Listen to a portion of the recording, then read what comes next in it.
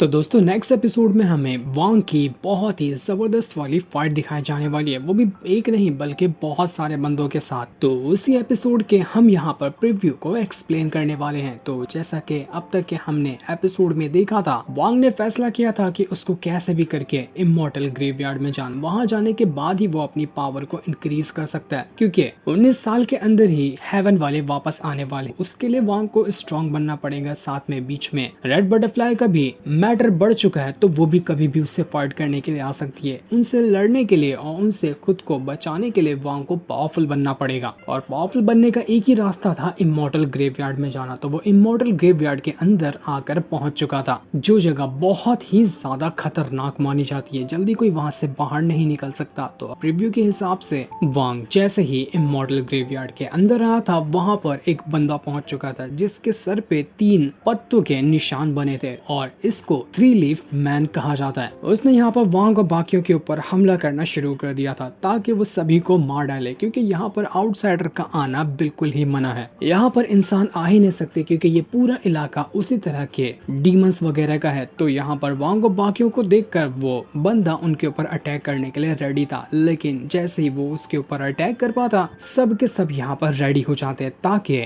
उस 3 leaf man और उसके जितने भी साथी हैं उनके साथ फाइट कर सके। सभी के बीच में बहुत जबरदस्त फाइट होती है। बाकी लोग तो अपनी पावर का इस्तेमाल कर रहे थे, लेकिन वांग को उतना ज्यादा कुछ पावर का इस्तेमाल करना पड़ता नहीं। वो एक ही बार के अंदर उस 3 लीफ बंदे का गला काट कर अलग कर देता है। वो एक ही अटैक के अंदर बंदा मर चुका था। बंदे को मारने के बाद वांग सबसे पहले उसी लड़की के पास आता है जो सबके सबको यहाँ पर लेकर आई हुई है। वांग उससे कहता है कि जब ये 3 लीफ मैन यहाँ पर आ रहा था ना, तो इससे पहले तुम्हें अजीब सी फीलिंग आई और तुमने कहा कि यहाँ पर कोई खतरा आ रहा है। तो मुझे अच्छे से बताओ कि तुम्हें क्या चीज की और फीलिंग आ रही है, क्योंकि जितना ज्यादा तुम इमॉर्टल ग्रेवयार्ड के बारे में जानती हो ना, हम में से कोई भी उतना ज्यादा नहीं जानता। तो तुम ही हमें बता सकती हो कि आखिर ये बंदे कौन हैं जो यहाँ पर रहते हैं। तो वो लड़की कहती है कि उतना ज्यादा अच्छे से तो मुझे याद नहीं है, लेकिन ये पूरा का पूरा इलाका ना इसी तरह के लोगों से भरा हुआ है। इनको शमन कहा जाता है। ये आज से नहीं बल्कि हजारों सालों से इसी इमॉर्टल ग्रेवयार्ड के अंदर रहते हैं। बहुत समय पहले यहाँ पर एक काफी खतरनाक बैटल भी हुआ था, जिसमें कई सारे शमन वगैरह मारे गए थे। लेकिन तब यहाँ पर इन शमन ने एक डील रखी कि 100 साल के अंदर दोबारा से कोई भी इंसान इस इमॉर्टल ग्रेवयार्ड के अंदर नहीं आ सकता। तो इंसानों ने ये कॉन्ट्रैक्ट पे हामी भर दी। लेकिन अभी 100 साल पूरे नहीं हुए, और उन 100 साल के अंदर जब हम यहाँ पर एंट्री मार रहे हैं ना, तो इस वजह से ये सब के सब लोग भड़के हुए कि अभी 100 साल पूरे नहीं हुए तो हम यहाँ पर अंदर कैसे आ सकते हैं। यही वजह है कि ये लोग हमें यहाँ से जाने नहीं देंगे। अगर हमें वो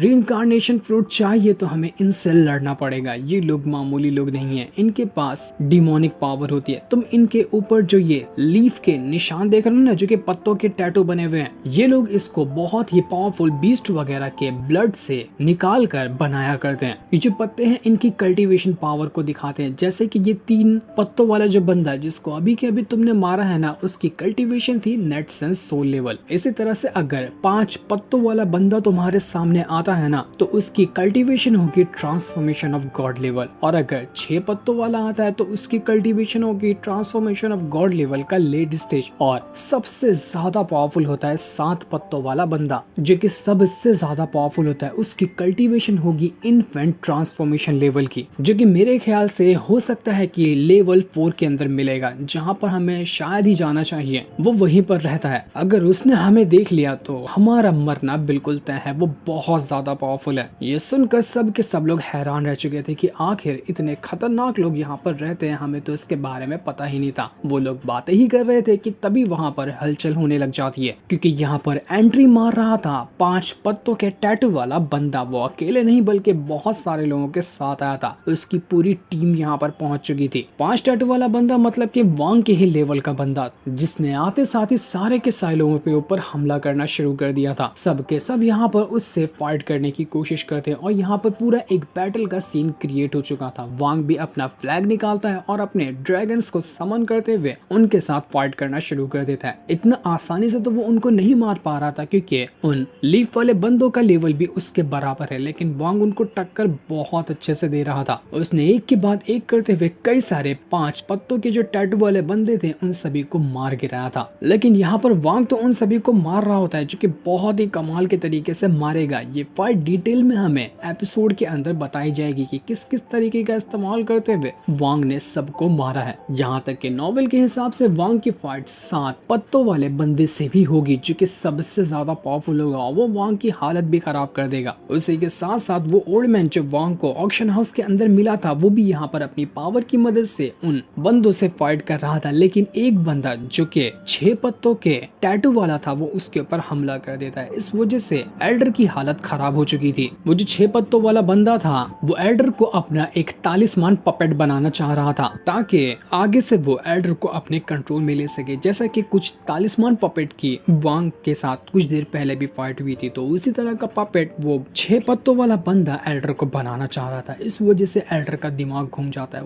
वो अपने पूरे कंट्रोल से बाहर हो चुका था। उसकी आंखें लाल, मानो कि उसको अब कुछ समझ ही ना आ रहा हो कि उसके साथ क्या हो रहा है। इस वजह से वो अपने ही साथियों पे हमला करना शुरू कर देता है, जिससे कि वांग और उसके ही टीम के जितने लोग थे, वांग यहाँ पर अपनी पावर की मदद से एल्डर को ठीक करने की कोशिश करता है, लेकिन एल्डर होश में ही नहीं आ रहा था। एल्डर जब थोड़ा थोड़ा खुद के होश में आने की कोशिश करता है तो वो वांग से कहता है कि मुझे लगता है ना इतनी आसानी से मैं इस अटैक के कंट्रोल से बाहर नहीं आ पाऊंगा, तो तुम्हें अपनी इमॉर्टल स्वॉर्ड मुझ पे यूज करनी होगी। अपनी इमॉर्टल स्वॉर्ड मेरे ऊपर यूज करो और जितना हो सकता है उतना खतरनाक अटैक करने की कोशिश करो। हो सकता है कि उस इमॉर्टल स्वॉर्ड की पावर की वजह से मैं इस 6 पत्तों का जो बंदा था उसके कंट्रोल से बाहर आ जाऊं। तो वांग यहाँ पर अपनी इमॉर्टल स्वॉर्ड को रेडी कर लेता है ताकि एल्डर के ऊपर अटैक कर सके, लेकिन उसने अटैक किया या नहीं किया एल्डर के ऊपर ये तो अभी हमें नहीं बताया जाता। इसके बाद देखते ही देखते वहां पर बहुत सारे लोग आ चुके थे जो सब के सब 6 पत्तों वाले बंदे थे, जो कि अब वांग के भी लेवल से आगे थे। वो लोग यहाँ पर वांग से फाइट करने के लिए आए थे।